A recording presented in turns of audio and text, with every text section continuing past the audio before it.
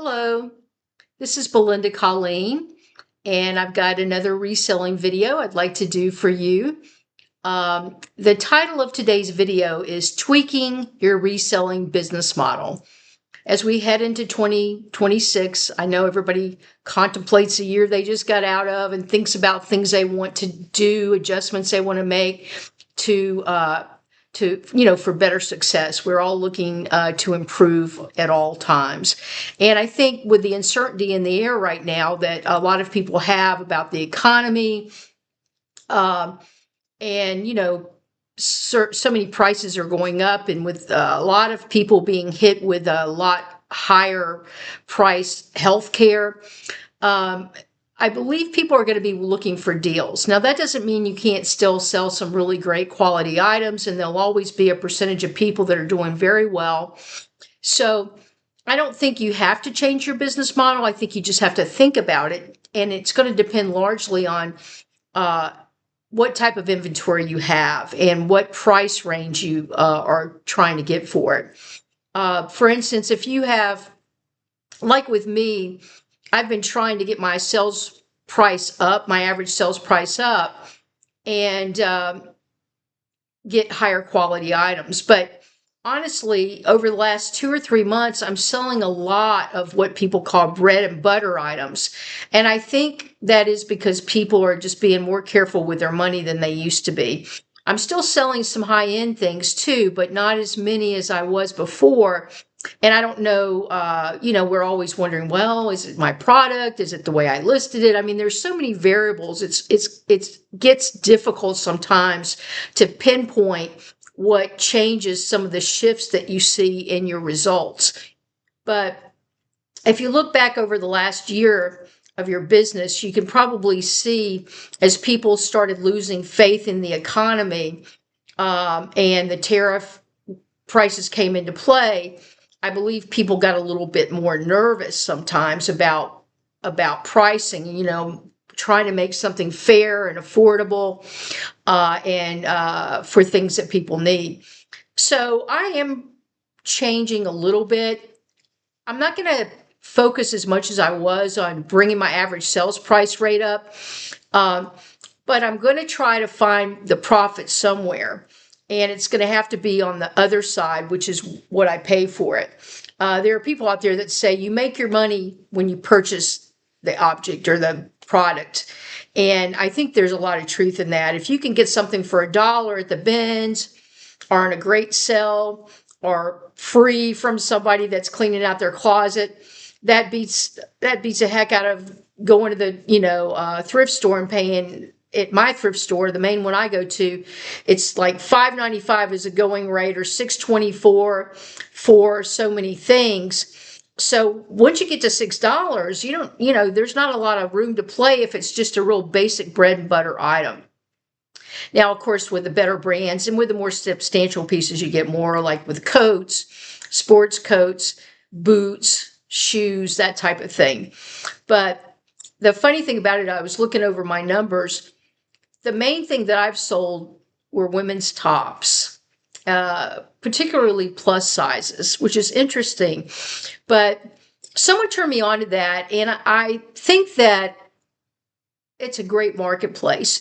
I don't want my entire inventory to be women's plus sizes, but I'm doing well with those items. But I don't tend to, they don't demand as much in terms of what I get paid for them.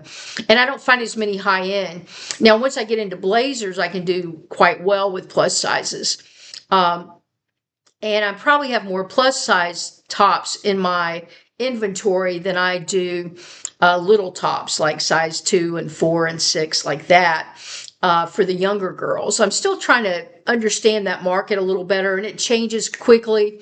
And because I'm sort of removed from it, it's a little trickier for me. All I can do is try to do my own market research, go online, do market research, and just watch what the girls that I see out and about are wearing and what they seem to like and how the trends are going.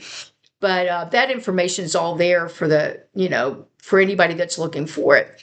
But I think when it comes right down to tweaking your business model, there's only a few ways you can tweak it. You can tweak your inventory size. You can sell more lower priced items, or you can sell less higher priced items. You can still sell collectibles if you want to. I just think that sometimes that takes longer and they sit longer.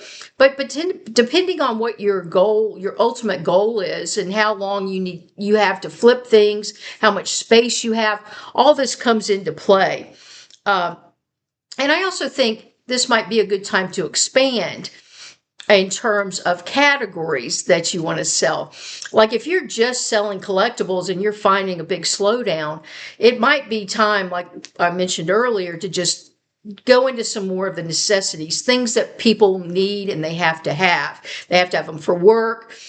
They have to have them just, like clothes. That's one of the reasons I like clothes, honestly, is because people are always going to buy clothes. But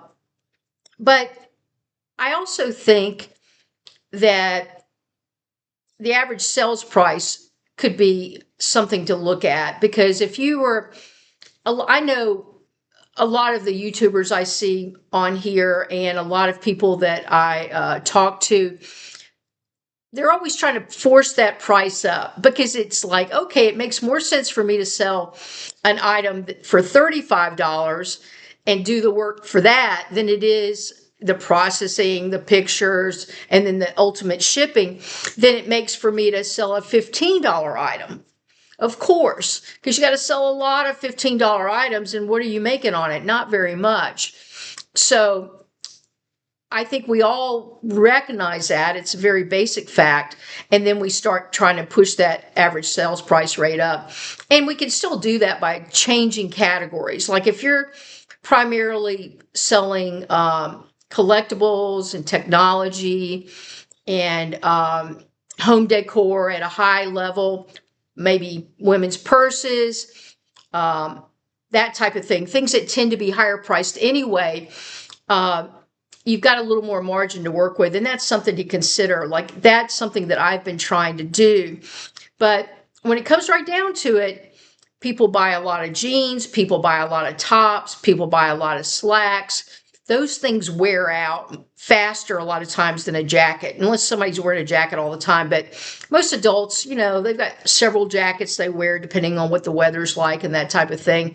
I know here in Georgia, it's been insane. I think Christmas Day it was 72 degrees, which is completely a shocker. Nobody expected that.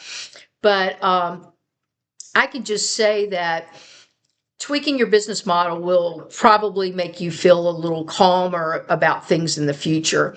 And because of what I've seen in the last few months, I really do think my original idea for jacking up my average sales price rate, I may have to temper that a little bit and say, okay, maybe my mix was 50% bread and butter, 50% higher price. So maybe I've got to adjust that a little bit to 70% bread and butter and 30% higher priced items. That might be what I'll end up having to do, or take those higher priced items and try to find them cheaper. So even though they're higher priced, I've got more room for my margin to make a little bit of money in there. And of course, the basic business model depends largely on the size of the inventory that you have. I have I guess now about 1,250. I've been keeping right around that number, which isn't a lot. I know that's not a big inventory, but I don't have a lot of space. And anything that I did, if I were to go into renting space, then I've got to leave the house to do things. And I don't know about you, but I get so many questions where it would be a huge hardship for me to run out the door every day and go to a space and deal with it, answer questions in a timely manner. So I've got some hard decisions to make myself about that. I could probably go up to 2,000 where I am, but then I would feel very jammed packed, in my living space. And I don't really want to have that feeling. I want my living space to feel comfortable. So I've got some big decisions to make about my business model. And a lot of it's going to be tied to the sourcing strategies too. In order to pull that average sales price down, or not pull it down necessarily, but just keep it level so that more people will buy it and feel comfortable buying these things because they aren't worried about spending $20 or $25, but they may start, clutching their wallets when they have to go 35, 40, 45, 50.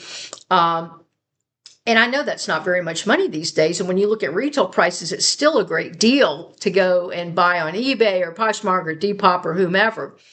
But I really am going to start sourcing a lot differently. And I've already started doing that.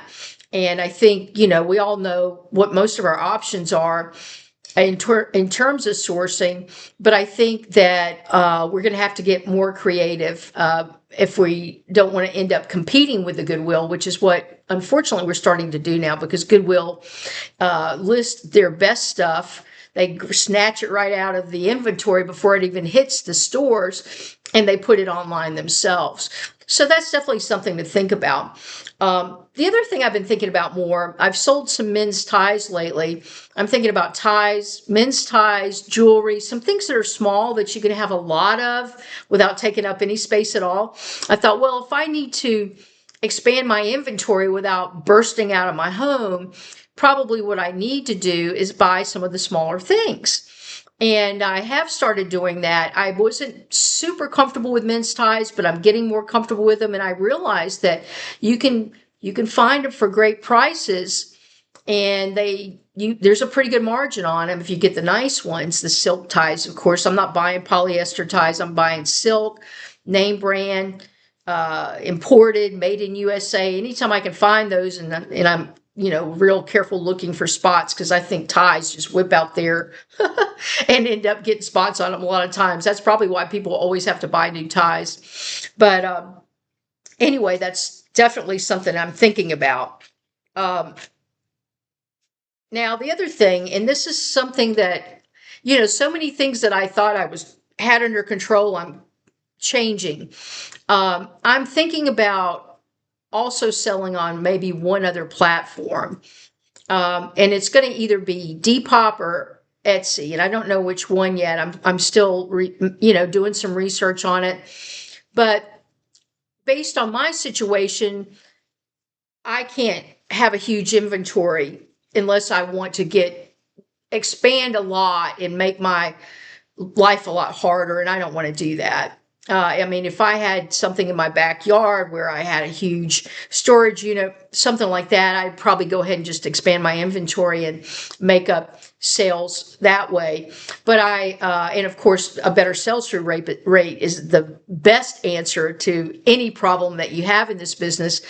But then you also run up against sourcing challenges if you're only going to buy things that are 80, 90, 100% sell-through rate. I hear people say they do that, and I'm not doubting them as much as I'm thinking, where are you getting it? Where the heck are you getting this stuff? And I do think there are people out there. In fact, I've had some people try to buy some of my items, and then I would look up their, especially if they were really trying to lowball me on the offers.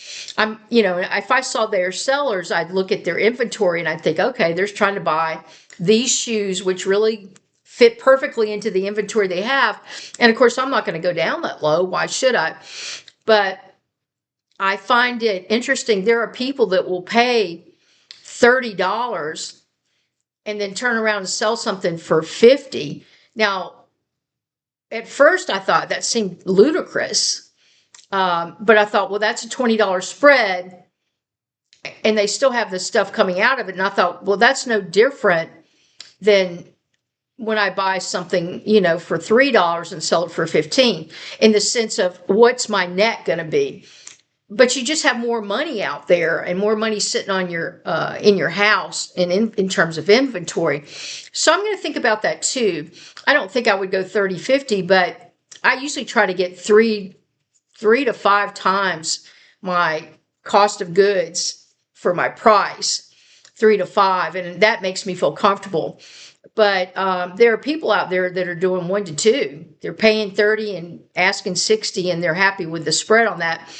I need to think about that, because that might be another way to achieve more sales in a weird economy where basically your profits squeezed, but the higher the price, the less it matters. So I've got to think about that. That's going to be something. And then how realistic is it? Because I've often thought there are a lot of kind of luxury consignment stores where I've shied away from them because the prices seem so high to me. I've gotten to where, and I'm trying to change my outlook on that and say, well, it doesn't matter if you pay $20 for it if you get 80. But see, I was thinking 2080, not 2050 or 2040. So that's something to think about, though. I think we all are going to have to be creative and really consider a lot of different options.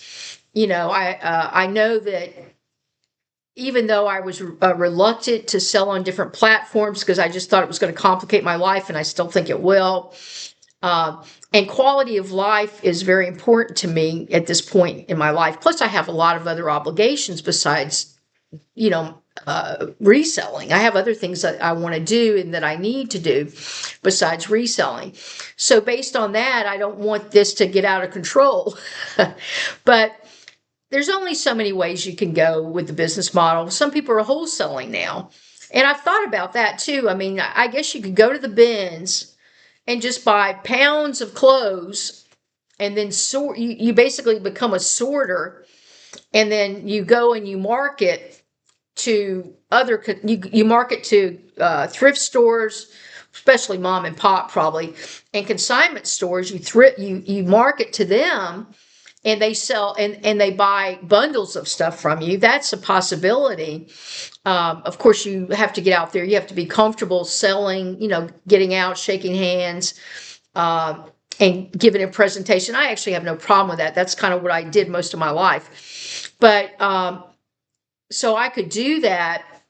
But to me, it sounds like it's real heavy on the processing, because when I've been to the bins, you buy so much stuff to make it worth it. And then you've got, for $100, you've got about maybe 80 to 100 items. And if you're going to sell wholesale, that might be one lot, and what are you going to sell it for? So basically you're taking that, you're doing a lot of this kind of what I consider to be kind of yucky work, going through a lot of stuff. It's a lot of processing. And I don't know. I'm not sure. That might be another part. I mean, with any business model, you can have obviously different income sources. You can use the same inventory and you can use it for different things. You can sell it wholesale. You can sell it on a platform. You can sell it on your own store. So those are things to think about. If you sell it on your own store, of course, the challenge is how are you going to get the traffic? If you sell it on eBay or Poshmark, Depop, Mercari, these guys, then you get squeezed on that profit margin. And then if you sell it wholesale, you're doing a lot of the real grunt work, and you're not cherry picking. You're just going out there and getting lots of stuff. But then you spend a lot of time going out and shaking hands and making presentations. Of course, you've got a repeat buyer that way, and there's something to be said for that. And that was another thing. I would love input from some of the people I'm talking to, some of you guys out there that are doing this. What do you think about opening up different stores that are in specific niches and then trying to get a following? I know some people have a following, and some people go out on social media and they pull people in that way. I think, there's probably so many ways to do that, it boggles the mind. But these are just some ideas for tweaks to your business model as you go into 2026, things that you want to do, that you can see value in, where you can make more money without spending a lot more effort in areas that you don't want to. I mean, there's some grunt work involved in reselling, period. And maybe you can delegate some of it. Maybe you can hire some of it out. If you're a part-timer like I am, I don't really want to do that. So I'm trying to find ways to expand my income sources without having to hire people or, like I said, get into a off-site storage situation where I'm going to be running around all over the place. Well, anyway, I always have as many questions as I do answers, but I always enjoy processing this information out loud. Hopefully it gets you thinking too about some of the things that you've heard about. I do think that everything I discussed are true options that you have. I've tried some, not others, and some I just don't want to try. But Happy New Year to everyone and happy selling. Bye-bye.